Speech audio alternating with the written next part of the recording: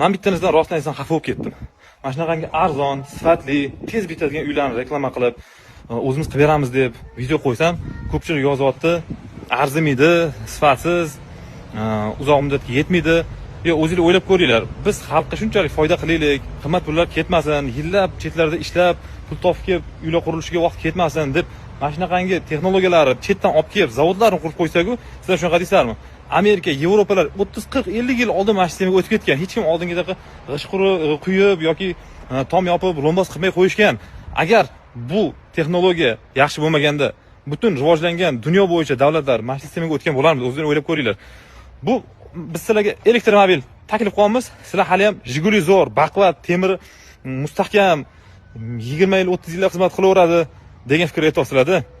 BYD yoki Li unaqangi mashinalarni solishtirib bo'lmaydi-ku.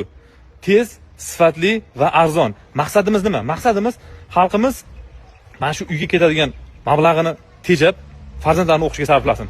Yillab chet ellarda ishlamasin, uy quraman deb.